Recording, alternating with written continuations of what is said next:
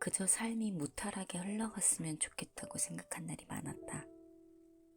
그래서 흐르는 대로 살기를 원했고 지금도 그렇게 살아가고 있는 것 같아. 그런데 그렇게 무탈함만을 추구하다 보니 내가 무엇을 좋아하는지 무엇을 싫어하는지조차 모르겠다. 지금이라도 나를 조금 들여다보고 어떻게 살고 싶은지 고민해 봐야겠다.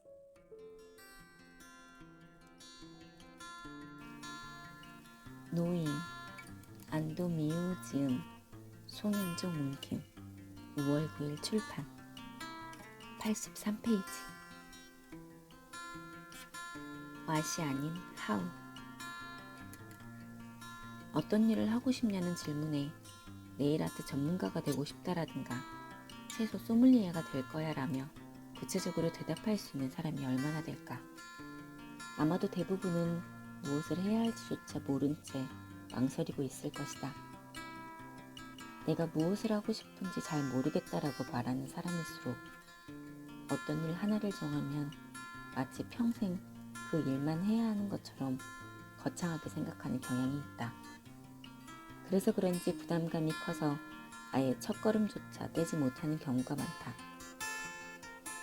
하지만 하고 싶은 일은 인생을 살아가며 몇 번을 바꿔도 상관없으니 조금 더 가벼운 마음으로 생각했으면 좋겠다. 하고 싶은 일은 왓에 해당한다. 그러니까 인생에서 무엇을 하고 싶은지가 아니라 어떻게 살고 싶은지 하우를 고민해야 더욱 찾기가 쉬워진다. 다니던 회사를 그만두었을 때 내 머릿속에는 하고 싶은 일이 잔뜩 있었지만 구체적으로 무엇을 할지는 아무것도 정하지 않은 상태였다. 카페도 차리고 싶었고 게스트하우스도 재밌어 보이기는 했지만 임대료나 필요한 시설을 갖추는 데 들어가는 돈을 생각하면 현실적으로는 불가능에 가까웠다. 출판사에서 일했던 경험을 살려 프리랜서 작가가 되어볼까도 생각했지만 집에서 가만히 글만 쓰는 건 따분할 것 같았다. 이렇게 이런저런 궁리만 했지 좀처럼 결론을 내리기 힘들었다. 그래서 나는 무엇을 하고 싶은지가 아니라 어떻게 일하고 싶은지를 고민해 보기로 했다. 직장을 다니던 시절 가장 힘들었던 점은 자유롭게 여행을 갈 수 없다는 것이었다. 팀원들과 함께 일하다 보니 길게 해외여행이라도 가려면 적어도 반년 전에는 휴가 일정을 조정해야 했다. 내가 자리를 비우는 동안 업무에 지장이 없도록 모든 일을 완벽히 처리해놓고 가야 한다는 부담도 컸다. 항상 해외여행을 다니면서 일할 수 있으면 얼마나 좋을까라고 생각했다. 이러한 기억 때문인지 어떻게 일하고 싶은지를 생각했을 때 가장 먼저 떠오른 것이 바로 여행하면서 일하고 싶다는 것이었다. 어떻게 일할지가 명확해지니 내가 할 수 있는 일의 범위도 확 좁혀졌다. 카페나 게스트하우스를 운영하려면 책임자로서 매일 가게에 나가봐야 한다. 내가 없어도 가게를 믿고 맡길 수 있는 사람을 찾거나 가르치는 일도 보통 일이 아니다. 인터넷 쇼핑몰에서 의류나 잡화를 판매하는 일은 점포를 낼 필요는 없어도 재고를 보관할 창고나 배송 작업을 위한 장소가 있어야 하므로 고정 비용이 들어간다.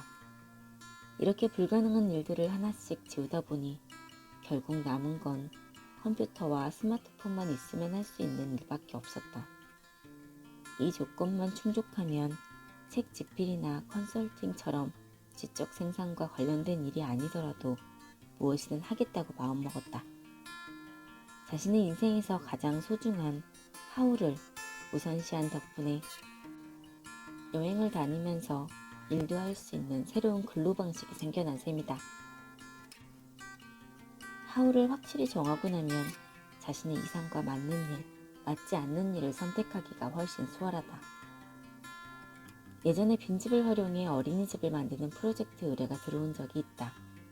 흥미로운 제안이었지만 기획부터 실행과 운영까지 여러 가지 요소를 고민하지 않을 수 없었다.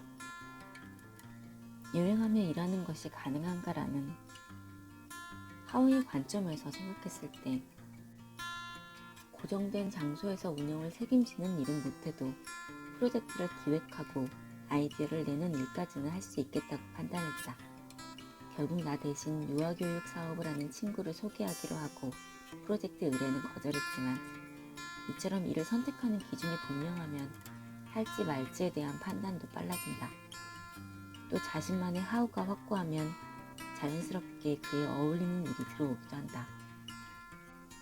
평생에 걸쳐 수백 권의 저서를 남긴 영문학자이자 평론가 와타나베 쇼이치는 중학생 때 만난 은사님의 모습을 보고 책에 둘러싸인 인생을 살고 싶다라고 생각했다고 한다.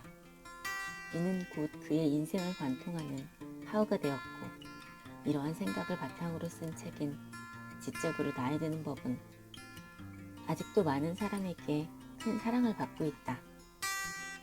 와타나베 쇼이치는 15만 권이 넘는 장서를 보유하고 전공 분야인 영문학뿐만 아니라 역사와 경제, 자기계발에 이르기까지 다양한 분야의 저서를 남겼다. 책에 둘러싸인 인생을 살겠다는 어린 시절의 다짐을 그대로 실현한 셈이다. 이처럼 한 사람의 인생은 왓이 아니라 하우에 의해 결정된다. 인생의 하우를 정하는 건 자신의 라이프 스타일을 결정하는 것과 마찬가지이다. 나는 SNS를 통해 주목받고 각종 미디어에 출연하게 된 다음부터 패션에도 나만의 개성을 담으려 노력한다. 보통 토론 프로그램이나 뉴스에 등장하는 전문직 여성들은 대부분 단정한 정장이나 원피스 차림의 구두를 신는다. 반면에 나는 캐주얼한 패션을 고수한다. 항상 청바지에 티셔츠, 재킷을 걸치고 운동화를 신는다. 이런 내 모습이 처음에는 많이 튀었을지도 모르겠다. 물론 일부러 눈에 띄려고 그런 옷을 입었던 건 아니다. 내게 패션은 여행하면서 일하기라는 나만의 하우를 표현하는 방법이기도 하다. 정부기관이나 대기업이 주최한 자리에 갈 때도 언제나 같은 스타일로 옷을 입자 어느 순간부터는 이 패션 자체가 나만의 캐릭터가 되었다. 캐릭터가 확실해지니 더 많은 곳에서 나를 찾기 시작했다. 자유롭게 일하고 형식에 얽매이지 않는 삶을 사는 아이콘으로 관련 이벤트나 강연이 있을 때 제일 먼저 떠오르는 사람이 된 것이다. 패션처럼 겉으로 보이는 모습도 나만의 하우를 표현하는 하나의 방법이다. 나만의 캐릭터가 있으면 포지션이나 역할도 훨씬 분명해진다. 그리고 다른 사람과 자신을 비교하는 일이 얼마나 쓸데없는 일인지도 알 수 있다. 예를 들어 버블 경제 시기를 직접 겪은 윗세대 사람들은 자신의 경험을 토대로 당시 상황을 나보다 훨씬 설득력 있게 말할 수 있을 것이다. 반면 나는 버블 경제 시기는 잘 몰라도 내가 겪었던 취업 빙하기 시절의 이야기나 직장에서의 경험을 나눌 수 있다. 전문가처럼 정확한 데이터를 근거로 들어가며 얘기할 수는 없어도 실제 경험을 바탕으로 하거나 새로운 관점에서 바라본 이야기는 많은 사람에게 공감을 얻기 마련이다. 그러므로 나만의 장점을 어떻게 살릴 수 있을지 고민하면 있는 그대로의 내 모습에도 자신이 생길 것이다. 부족한 점에만 신경 쓰지 말고 이미 내가 가지고 있는 장점을 최대한 살려서 나만의 개성으로 삼아보자. 최근에는 회사를 그만두고 프리랜서로 활동하거나 여러 개의 직업으로 활동하는 일명 엔잡러가 늘어나다 보니 나도 뭔가 다른 일을 해야 하는 게 아닐까 하며 초조해하는 사람이 늘어나고 있다. 진짜 하고 싶은 일이 있어서 새로운 일을 시작하는 것이라면 당연히 응원하겠지만 그저 분위기에 휩쓸려서 마구잡이로 하는 일은 절대 좋은 결과를 얻을 수 없다. 정해진 규칙이 많아 다소 불편하고 인간관계로 스트레스를 받는 일도 많지만 회사라는 조직 안에 소속되어 있을 때 안정감을 느끼는 사람도 있고 하나의 일에만 집중해야 성과가 나는 사람도 있다. 일하는 방식이 아무리 다양해졌다고 해도 지금까지와 마찬가지로 회사원으로서 열심히 일하는 편이 자신에게 잘 맞는 사람도 있기 마련이다. 다른 사람이 뭘 하든 휩쓸리지 말고 내게 잘 맞는 방법을 선택하면 그걸로 충분하다.